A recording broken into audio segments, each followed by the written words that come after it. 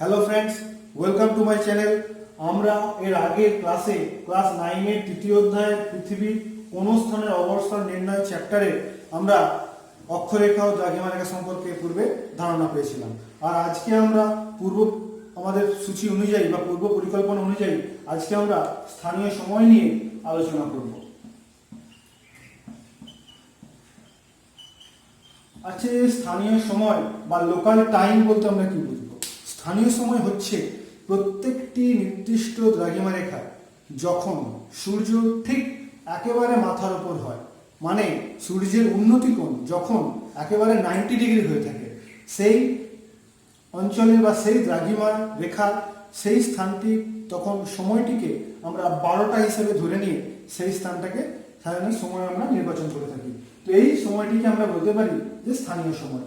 এই যে স্থানীয় সময়, এটি প্রত্যেকটি দ্রাঘিমা রেখার উপর এক এক রকম হতে পারে না? হবে অবশ্যই। যেমন আমরা যদি কলকাতাকে দেখি, কলকাতা দ্রাঘিমা হচ্ছে 88 ডিগ্রি 22 মিনিট। আর আমাদের ভারতের প্রমাণ যে দ্রাঘিমা রেখা এলাহাবাদের উপর দিয়ে গেছে, এলাহাবাদ তার কিন্তু দ্রাঘিমা হচ্ছে 88 ডিগ্রি 30 মিনিট। কিন্তু এইখানে দুটো স্থানের স্থানীয় সময়ের মধ্যে বিভেদ আছে। যখন সূর্য কলকাতার মাথার উপরে আসে, অর্থাৎ এই জায়গার উপর মাথার উপর আসে, তখন এখানে দুপুর 12টা বাজে। আর সেই একই সময় এলাহাবাদে কিন্তু সময় হয়ে থাকে 11টা বেজে 36 মিনিট প্রায়। এই সময় যে সময়ের ব্যবধানটা, এই স্থানীয় সময়ের বিষয়টা এখানেই হচ্ছে আর কি। কারণ স্থানীয় সময় প্রত্যেকটা দ্রাঘিমা রেখার উপর আলাদা আলাদাভাবে কিন্তু সময় নির্বাচন হয়ে থাকে। আর এই স্থানীয় সময় ব্যাপারটি পুরোপুরি সূর্যের উন্নতি কোণের উপর নির্ভর করে। তাই সূর্যকে আমরা বলতে পারি প্রাকৃতিক ঘড়ি।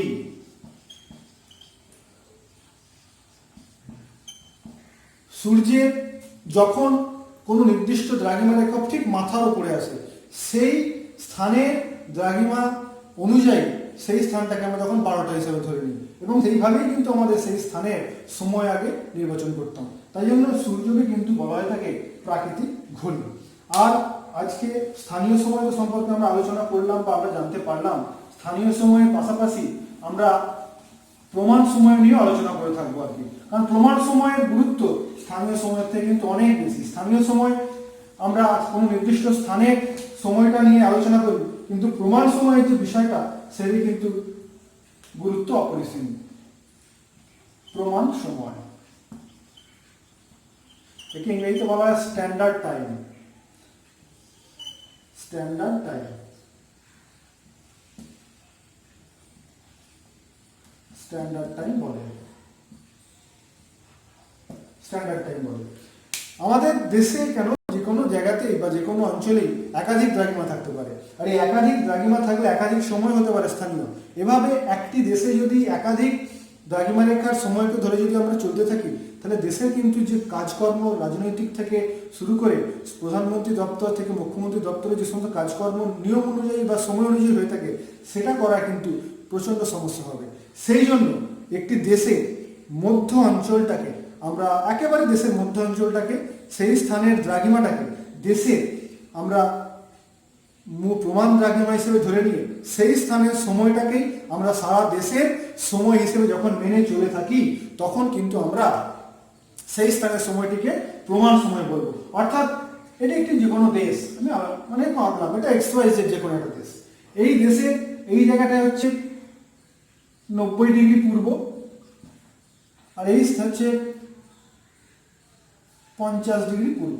তাহলে 50 আর 90 মধ্যে পার্থক্য হচ্ছে এই অঞ্চল বরাবর, অর্থাৎ 70 ডিগ্রি। তাহলে এইখানে একটি সময় হবে প্রমাণ স্থানীয় সময়, এখানে একটি স্থানীয় সময় হবে। তাহলে দুই জায়গায় কিন্তু কাজের কিন্তু কোনো মিল থাকবে না। তাই দেশের একটি নির্দিষ্ট দেশের কাজের যে সামঞ্জস্য রাখতে বা সময়ের সামঞ্জস্য রাখতে আমরা এই দেশের মধ্যাঞ্চলটাকে সামনে রেখে এটাকে আমরা বলবো তখন প্রমাণ দ্রাঘিমা। আর এই প্রমাণ দ্রাঘিমা অনুযায়ী সেই স্থানের সময়কে কিন্তু আমরা বলবো প্রমাণ সময়। যেমন আমাদের ভারতবর্ষের যে প্রমাণ দ্রাঘিমা যেটিকে মেনে চলা হয়, সেটা হচ্ছে কিন্তু এলাহাবাদকে। এলাহাবাদের প্রমাণ দ্রাঘিমা হচ্ছে আমাদের 88 ডিগ্রি 30 মিনিট পূর্ব। আর এই স্থানটাকেই আমরা সময়টাকেই কিন্তু আমরা প্রমাণ সময় হিসেবে আমরা তুলে ধরতে পারি, বা সেটিকেই ধরেই আমরা কিন্তু সারা দেশে কাজকর্ম হয়ে থাকি আর কি। এই যে সময় নিয়ে আলোচনা করছি আমরা, সময়ের আমাদের সকাল 6টা থেকে বিকেল 6টা থেকে আবার পরবর্তী সকাল 6টা হয়ে থাকে। এই যে দুপুর 12টা থেকে রাত্রি 12টা, এই যে দুপুর 12টা রাত্রি 12টার মধ্যে কিন্তু আমরা একটা তার পরিমাপ কিন্তু চেঞ্জ করি। কি চেঞ্জ করি? দুপুর 12টার আগে, সকাল মানে দুপুর 12টার আগে, দুপুর 12টার আগে আমরা ধরে থাকি AM, বা একে আমরা বলি অ্যান্টি মেরিডিয়ান, অর্থাৎ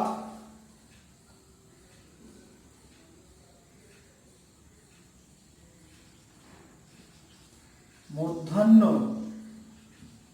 পূর্ব, অর্থাৎ দুপুর 12টার আগের সময়টিকে বলে থাকি আমরা AM, অর্থাৎ এর পুরো কথা হচ্ছে অ্যান্টি মেরিডিয়ান, মানে মধ্যাহ্ন পূর্ব, দুপুর 12টার ঠিক আগে। আর দুপুর 12টার পর, 12টার পরকে আমরা বলে থাকি PM, অর্থাৎ আমরা এটাকে পুরো কথাটি হচ্ছে পোস্ট মেরিডিয়ান, মানে হচ্ছে মধ্যাহ্ন পরবর্তী। তাহলে এই যে PM এর কথা হচ্ছে পোস্ট মেরিডিয়ান, মানে মধ্যাহ্ন পরবর্তী। অথবা আমরা AM PM-টাকে যে আমরা রাত্রিবেলা এবং দুপুরবেলা যে আমাদের পরিবর্তন হচ্ছে, তার মানেটাই কিন্তু এটা হচ্ছে আর কি, রাত্রি 12টা থেকে দুপুর 12টার আগে পর্যন্ত হচ্ছে AM, আর দুপুর 12টার পর থেকে আমাদের রাত্রি 12টার মধ্যে হচ্ছে কিন্তু PM আমরা ধরে থাকি, বা PM এভাবে কিন্তু আমাদের মেনে থাকি আর কি আমরা। তো এই বিষয়গুলো নিয়ে তো আমরা আলোচনা করলাম। এবারে যে বিষয়টি নিয়ে আমরা আলোচনা করব, আমাদের যে সিলেবাসের অন্তর্গত আছে, সেটা হচ্ছে মহাবৃত্ত। মহাবৃত্ত কি? বা গ্রেট সার্কেল, গ্রেট সার্কেল। এই যে মহাবৃত্ত, পৃথিবীর নিরক্ষীয় অঞ্চল বরাবর সব থেকে যে বড় ব্যাস বা বড় পরিধি আমরা পাচ্ছি, যে বৃত্ত পাচ্ছি, তাকে কিন্তু আমরা বলবো মহাবৃত্ত। অর্থাৎ যে বৃত্তের উপর পৃথিবীতে এর থেকে বড় বৃত্ত কোনোভাবে কল্পনা বা অঙ্কন করা যায় না, সেই বৃত্তকে কিন্তু আমরা বলবো মহাবৃত্ত। আর এই মহাবৃত্তর কনসেপ্টে ধরা যাক, পৃথিবী যদি এইভাবে হয়ে থাকে, পৃথিবীর এই মধ্যাঞ্চল বরাবর আমাদের যে মানে বৃত্ত আছে, এর থেকে বড় বৃত্ত আর কিন্তু কোনো স্থানে কাটা যাবে না, কারণ আমাদের নিরক্ষীয় ব্যাস পৃথিবীর সব থেকে বড়, অর্থাৎ 12,747 কিমি।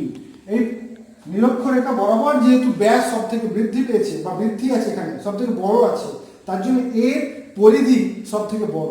তার জন্য এই বৃত্তকে কিন্তু আমরা বলবো নিরক্ষীয় অঞ্চল বরাবর, যেটি কেন্দ্রকে পুরোপুরিভাবে মানে ছেদ করেছে, বা কেন্দ্রকে ভেদ করে যেভাবে আমরা বৃত্তটা আঁকতে পেরেছি বা যেভাবে কল্পনা করতে পারি, সেটিকে কিন্তু আমরা বলবো মহাবৃত্ত। পৃথিবীতে কিন্তু এর থেকে বড় বৃত্ত আর হতে পারে না, এটি কিন্তু সব থেকে বড় বৃত্ত বাস্তবে।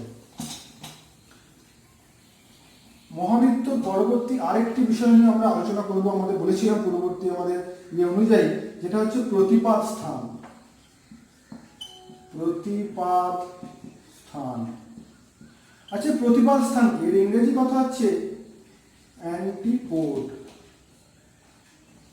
অ্যান্টিপোড, প্রতিপাদ স্থান মানে হচ্ছে পৃথিবীর, আমরা যদি ধরে থাকি কোনো স্থানে এই একটি স্থান এবং এটি পৃথিবীর কেন্দ্র, এই স্থান যখন পৃথিবীর কোনো মানে এই স্থান থেকে কল্পিত কোনো রেখা পৃথিবীর কেন্দ্র ভেদকারী যখন বিপরীত স্থানে কোনো ভূপৃষ্ঠকে স্পর্শ করে, মানে ঠিক এর বিপরীত অংশকে, তখন এই স্থানটিকে, এটি এ স্থান হলে এটি বি স্থান, তাহলে এর যে প্রতিপাদ স্থান হচ্ছে কিন্তু বি, এটাকে আমরা বলবো প্রতিপাদ স্থান।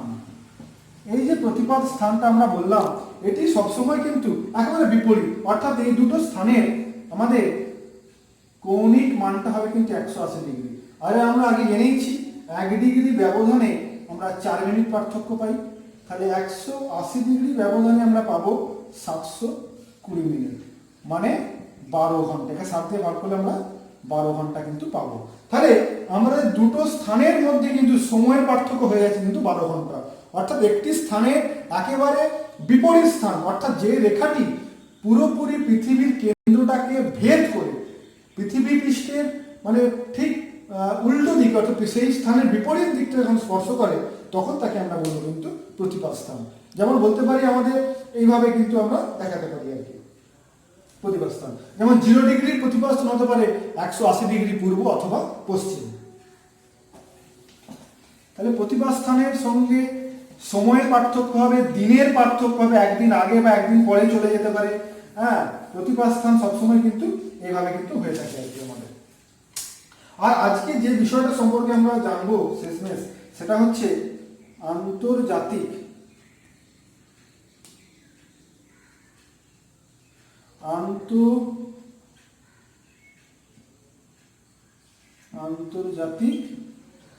তারিখ রেখা। এই আন্তর্জাতিক তারিখ রেখা কি? অর্থাৎ আমাদের পৃথিবী যদি আমরা একটা সমতলে দেখি, তাহলে এটি হচ্ছে 0 ডিগ্রি মূল মধ্যরেখা, এদিকে 180 ডিগ্রি পশ্চিম, এদিকে 180 ডিগ্রি পূর্ব। এই যে 180 ডিগ্রিটা আমরা সমতলে ফেললাম, কিন্তু পৃথিবীতে সমতলে নেই, পৃথিবীতে বৃত্তাকারে, অর্থাৎ এই 180 ডিগ্রি আর এই 180 ডিগ্রি কিন্তু একত্রে মিলিত হয়েছে।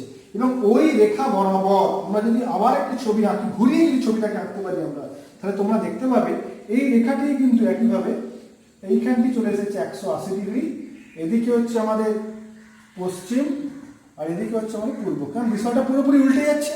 তারপর এটি সামনের দিক, এটাকে আমরা সামনে রাখছি, আর এই বিপরীত স্থানটা কিন্তু এইভাবে অবস্থান করে আছে। তাই এই যে 180 ডিগ্রি পূর্ব দিকে, এটা ধরা যাক আমরা যদি পূর্ব দিকে, এটা আমাদের ধরা যাক কোনো পূর্ব দিকে যদি, বা আমাদের নিরক্ষরেখা, আমাদের নিরক্ষরেখা গ্রিনিচে যদি আমরা সকাল 6টা দেখি এবং সেটি যদি পূর্ব দিকে 4 মিনিট ব্যবধানে, 1 ডিগ্রি ব্যবধানে যদি আমরা 4 মিনিট করে এগিয়ে গিয়ে 180 ডিগ্রিতে যদি আমরা সকাল 6টা থেকে যদি সন্ধ্যে 6টা পূর্ব দ্রাঘিমায় পেয়ে থাকি, মানে 180 ডিগ্রি থেকে এটা যদি সকাল 6টা হয়, তাহলে পূর্ব দিকে এটা হতে পারে 180 ডিগ্রিতে হবে কখন? সন্ধ্যা 6টা, সন্ধ্যা 6টা। আর এটা হবে, এটাও সন্ধ্যা 6টা হবে, সকাল 6টা সন্ধ্যা 6টা। কিন্তু এটা হবে যদি এটা ধরা যায়, এটা যদি রবিবার হয় তাহলে এটাও রবিবার হবে।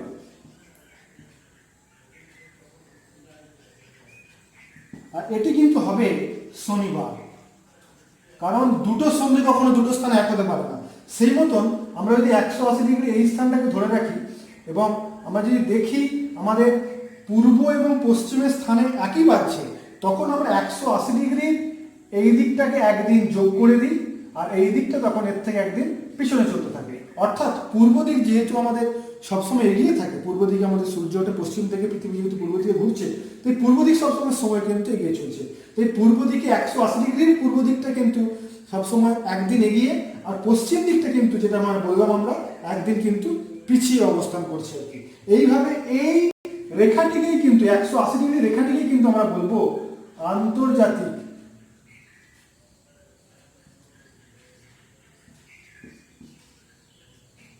আন্তর্জাতিক তারিখ রেখা বলবে এটাকে। কেন আন্তর্জাতিক তারিখ রেখা বলবো? এই বরাবরই কিন্তু তারিখটাকে বিভেদ করছে। এটি যদি পশ্চিম দিকে 2 তারিখ হয়, 2 তারিখ হয়ে থাকে, তাহলে এটি কিন্তু হবে অবশ্যই 3 তারিখ। এটা আমাদের মাথায় রাখতে হবে, কারণ এটা তারিখটাকে বিভাজন করছে। আর 180 ডিগ্রিটাকে কিন্তু আমরা বলি তারিখ বিভাজনকারী রেখা। 180 ডিগ্রি কিন্তু এই জন্য আমরা বলে থাকি তারিখ বিভাজনকারী রেখা বলি।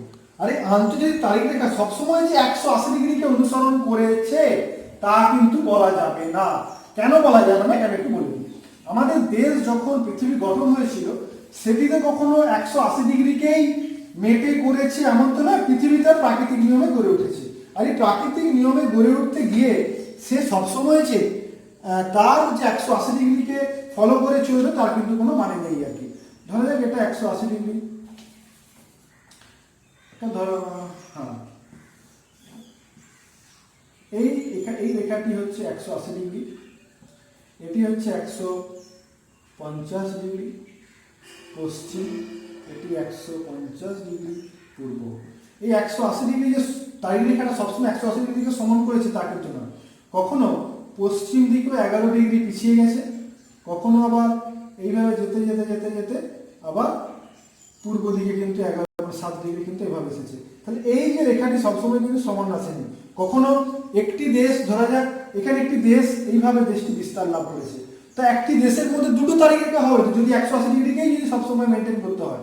সেই জন্য একটি দেশের তারিখটা একই রাখার জন্য আন্তর্জাতিক তারিখ রেখাটা অর্থাৎ 180 ডিগ্রি রাখে, মানে তারিখ রেখাটাকে মেনটেন করার জন্য কোথাও 7 ডিগ্রি, কোথাও 11 ডিগ্রি কিন্তু পূর্বে, কোথাও পশ্চিমে, মানে দেশগুলো যখন একটু বড় বড় হয়েছে এবং তাদের মহাদেশগুলো যখন একটি টাইম রাখার জন্য, একটি যখন তাদের তারিখকে ঠিক রাখার জন্য কখনো পূর্ব দিক কখনো পশ্চিম দিকে কিন্তু বাঁকিয়ে নেওয়া হয়েছে।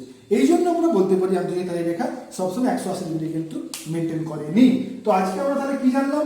আজকে আমরা জানলাম প্রমাণ সময়, স্থানীয় সময়, এছাড়া আমরা জানলাম তারিখ রেখা বলতে কি বুঝি, মহাবৃত্ত কি এবং প্রতিপাস্থান বলতে কি বুঝি। আগামী ক্লাসে আমরা এই চ্যাপ্টার নিয়ে আমাদের বেশ কিছু অঙ্ক আছে দ্রাঘিমা নিয়ে এবং সময় নির্ণয় নিয়ে অঙ্ক আছে, সেগুলো নিয়ে আমরা করব। এবং তোমাদের যদি এই বিষয় সম্পর্কে বা আজকে পড়া নিয়ে তোমাদের কোনো কমেন্ট থাকে বা তোমাদের কোনো জিজ্ঞাসা থাকে তাহলে আমাকে অবশ্যই কমেন্ট বক্সে জানাও। আর তোমাদের এই পড়াটা ভালো লেগে থাকলে তোমরা চ্যানেলটাকে সাবস্ক্রাইব করো, লাইক করো, শেয়ার করো।